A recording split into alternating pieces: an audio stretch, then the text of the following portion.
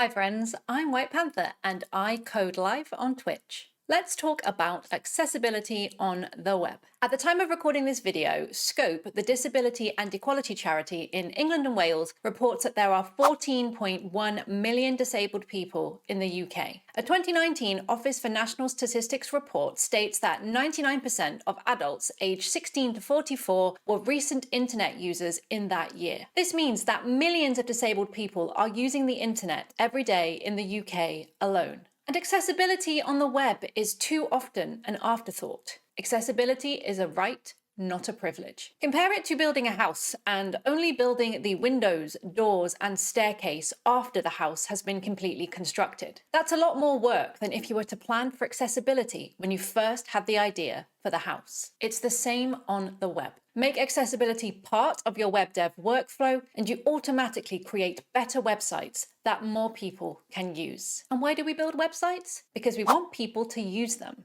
There are so many free tools out there that you can use to check accessibility on your website. Not all tools will catch everything, and some tools will catch false positives. I always recommend using a combination of tools so you can create the best experience possible for your audience. So in this video, I'm going to show you 7 ways that you can check for accessibility for free so that more people can use and enjoy using your websites. Full disclaimer, these are not the only ways you can check for accessibility on your websites, but this can help you get started with integrating accessibility tools into your web dev workflow. Let's go. Number 1, Lighthouse Dev Tools. You can use Lighthouse in any Chromium-powered browser such as Chrome, Edge, or Brave. Open the DevTools and navigate to the Lighthouse tab, and here you can check for a variety of different things such as performance, best practices, accessibility, and SEO. Click on the Generate Report button. Lighthouse will do its thing, and here you get scores for all the different categories that you selected. And what's nice is that if you get 100 on everything, you get some fireworks.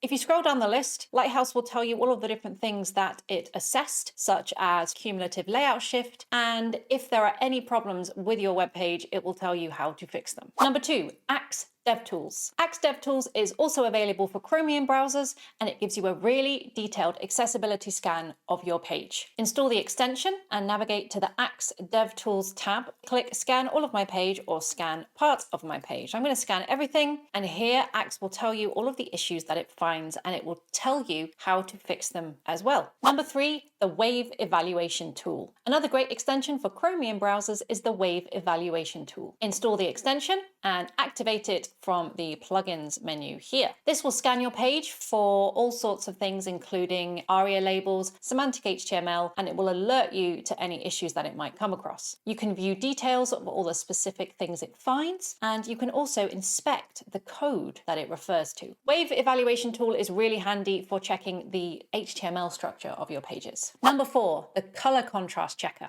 This is a fantastic Chromium extension to check the color contrast of elements on your web pages on the fly without leaving your browser page, and it was actually built by an ex-colleague and friend of mine, Alex Clapperton. Install the extension and activate it using the plugin menu. So here you can see you can use a color picker to directly select what colors you'd like to assess for contrast. So if I choose the background color of my header, choose the foreground color of my active link, here it tells me that it passes color contrast checks. Number 5, Firefox Color Vision Simulation. On the subject of color contrast, I recently discovered that you can simulate what a web page would look like to people with various forms of color vision deficiency or color blindness and contrast sensitivity loss. If you're using color to identify particular primary calls to action or similar, this is definitely worth checking out to make sure that the hierarchical design through use of color makes sense in the various simulations. Open up the Firefox DevTools and you can check what your website will look like with various different vision deficiencies.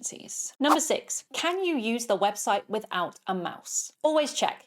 Can you tab through the elements in a logical order? Do links function as links? Can you press enter on the links to navigate to that page? And when tabbing through the page, are your focus states obvious? Do you know what you've focused on when you're tabbing through the page? Number 7, the accessibility tree. The accessibility tree is what most assistive technologies such as screen readers use to understand your web page. Accessibility on the web is underpinned by semantic HTML. Semantic HTML is markup that gives meaning to your code. It describes the function of elements on your web page to assistive technologies. For example, use anchor tags for links, use button elements with type equals submit for form submit buttons, use the OL tag for ordered lists, present the structure of your writing with logical headings and paragraphs, and so on and so forth. You can use the accessibility tree tool in Chromium Dev Tools to ensure that your HTML makes sense and has meaning. So there are 7 ways that you can check for accessibility on your websites as you write your code. This is by no means a complete list. The most important thing to remember is don't make accessibility an afterthought.